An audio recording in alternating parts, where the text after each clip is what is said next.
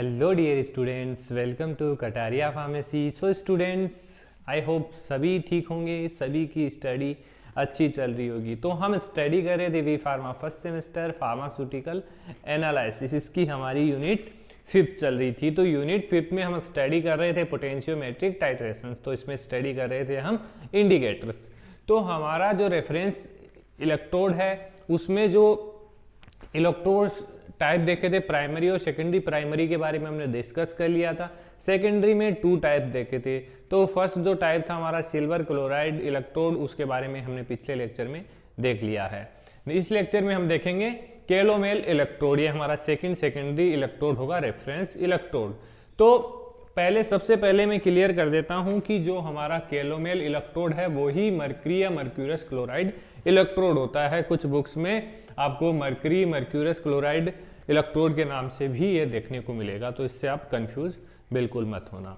तो वीडियो को स्टार्ट करते हैं। वीडियो को स्टार्ट करने से पहले अगर आप चैनल पे न्यू हैं तो चैनल को सब्सक्राइब जरूर कर लें और बेल आइकन को प्रेस कर दें, जिससे हमारी आने वाली न्यू वीडियो का नोटिफिकेशन आपको सबसे पहले मिल सके।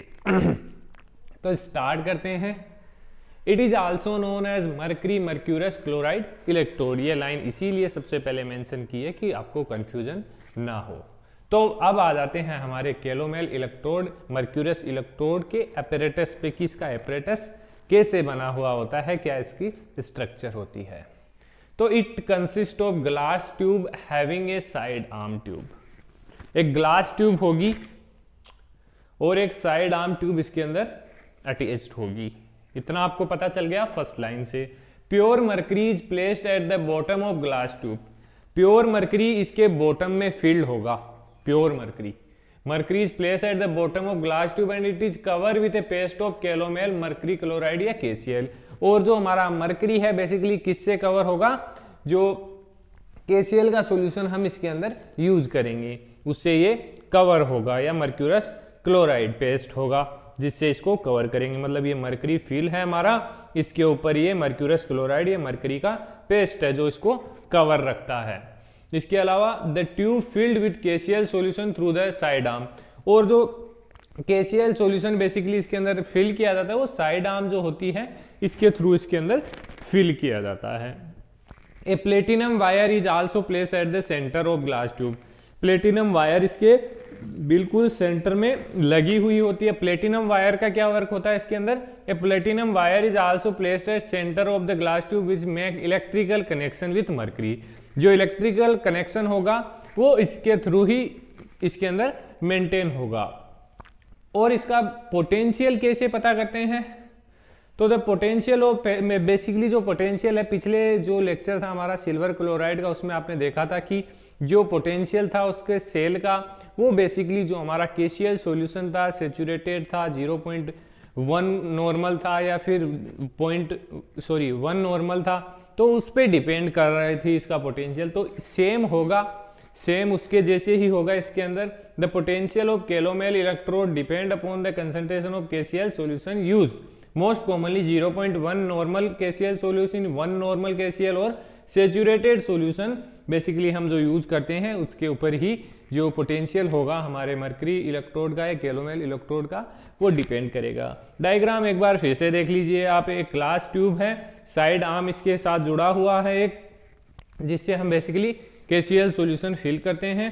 नीचे मर्क्यूरी फिल हुआ है इसके अंदर, और जो मर्क्यूरी है हमारा मर्क्यूरस क्लोराइड पेस्ट से बेसिकली कवर्ड होता है। तो बहुत ही सिंपल डायग्राम है, ज्यादा हार्ड डायग्राम नहीं है इसका।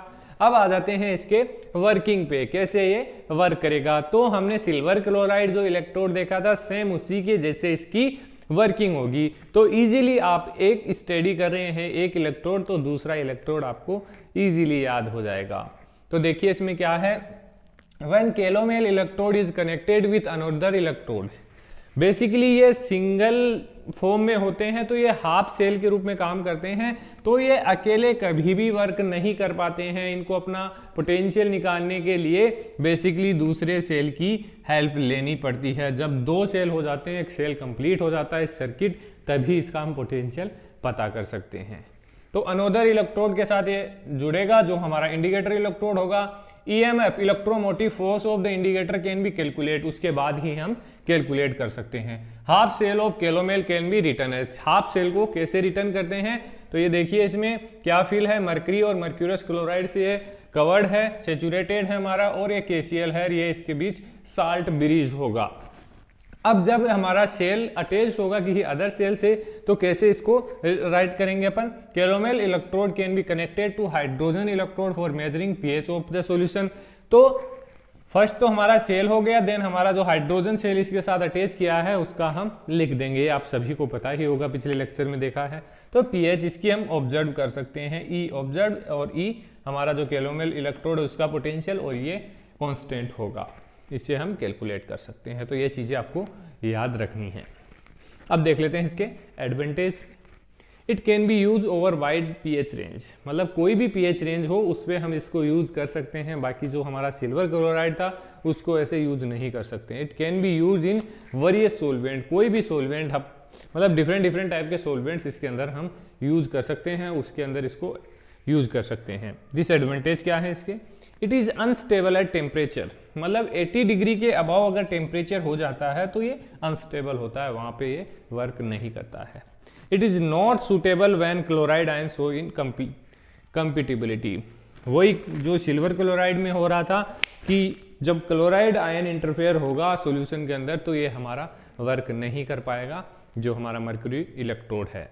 तो स्टूडेंट्स, आई होप लेक्चर अच्छा लगा होगा, समझ में आया होगा। फिर भी अगर आपको कोई डाउट है तो आप कमेंट करके हमें बता सकते हैं, या अगर आपने टेलीग्राम ग्रुप, इंस्टाग्राम पेज को फॉलो नहीं किया तो वहाँ जाके भी आप मेरे से कॉन्टेक्ट कर सकते हैं। तो मिलते हैं नेक्स्ट वीडियो में, जल्द ही कंप्लीट करेंगे हमारे इस सब्जेक्ट को। धन्यवाद।